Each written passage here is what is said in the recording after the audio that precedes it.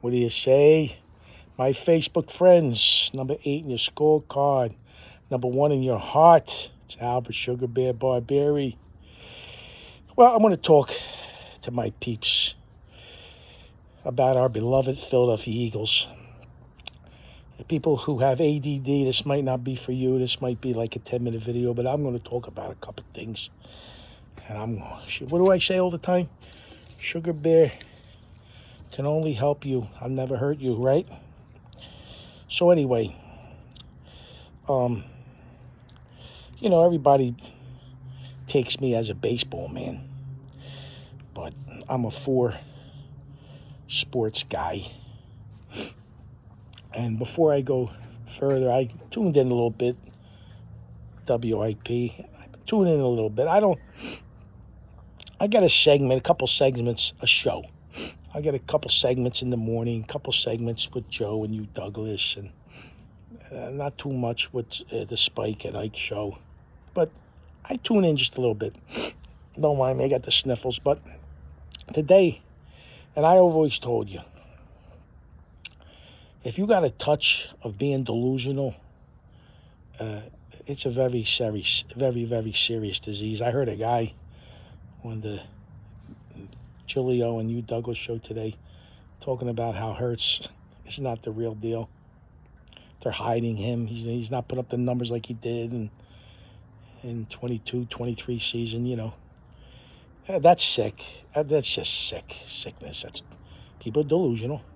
And I'm also want to talk to the diehard Eagle fans that bleed green 365 days a year. Not the fair weather fans. You remember those fair weather fans when we were 4-6 after that massacre in New Orleans back in 2000, after the Super Bowl year? Everybody threw in the towel. Them fair weather fans, and we ran 6 straight and got to the playoffs, and we were 1 drop pass away from Nick Foles taking us to another NFC championship game. I'm not talking to you people. I'm talking about the ones that bleed green 365, and I'm going to tell you something. I haven't heard this yet on WP. I've never heard anybody mention it yet. But you, Douglas, will understand and explain, and Seth Joyner or Ike Reese, John Ritchie, or them guys who have played in the NFL, they're going to understand what I'm about to say. Even Jaworski, whatever NFL player comes on them shows and talk about Eagles football. When I grew up playing, I guess, what do you want to call it, Little League football, 13, 14 years old, I had a football coach down at Delaware Valley Youth Athletic Association at 19th and Johnson Streets in South Philly. His name was Ernie Mayo. Ernie wound up being the assistant strength and coordinator strength coach for the Eagles in, I think, 78 to 780, and then he wound up being the strength and conditioning coach, for the Eagles, 81, 82, something like that.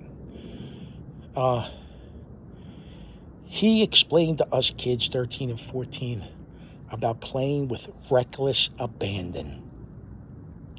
If you don't know what reckless abandon is in sports, and especially in football, it's about playing with not having any regard for your body. And I'm going to tell you something right now. Eagles have been playing with reckless abandon on both sides of the ball, all 53-man roster. Now, you've seen what it looks like when the Philadelphia Phillies this past season, in the first half of the season, where every 26-man was locked in and they were on a historic run, right? It's a shame it fell apart. This is different. This is football, 1 game a week. That playing, when you have a team with 53 guys, listen to me, playing with reckless abandon, with the talent that we have on this team, on both sides of the ball, all 53 men on that roster, that is the formula, the blueprint to not only getting to the Super Bowl, but winning the Super Bowl. If you remember, if your memories, people have good memories, do you remember the Seattle-Denver Super Bowl? What was that, 2013? Denver started the game with a snap over Peyton Manning's head. It was a safety, and then I think Seattle went down and scored right away. But then Denver got the ball back for the first time after this bad snap, and one of the Seattle Seahawks defensemen put a hit. It was Terrell Davis, wasn't it, the running back? The kind of hit that Cooper put on Henry yesterday. The Denver Broncos knew right then they were fucking defeated, and they just blew them out. They blew them out. They were no match for the Seattle Seahawks. The Denver Broncos did not play a defense like Seattle. They were freaking tumultuous.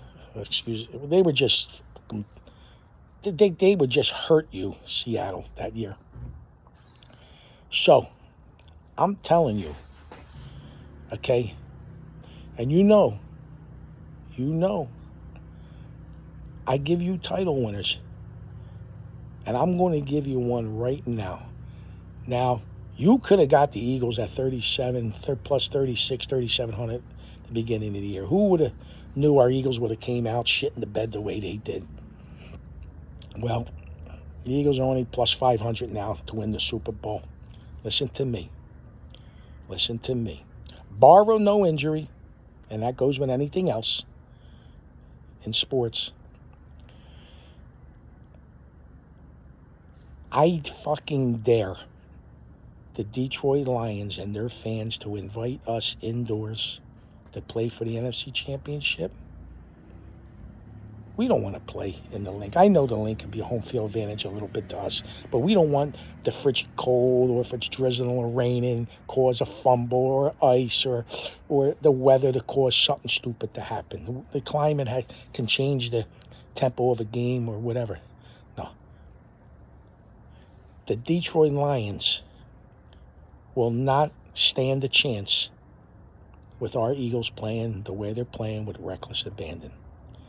Now go get all the money you can go get right now, and go get the plus 500 or wherever you can get, and bet the Eagles to win the Super Bowl. You heard it from me. You know, when it comes to title picks, this is unprecedented. I wouldn't do this early. Things can happen. But I looked at my crystal ball, and I know when I see a team playing with reckless abandon, what does that mean? Call up WIP if you want. Ask John Ritchie. It's you, Douglas. Okay? Ask anybody you want who played NFL football if this ain't the remedy for hoisting a Super Bowl champion. You heard it from me, Albert Sugar Bear Barberi.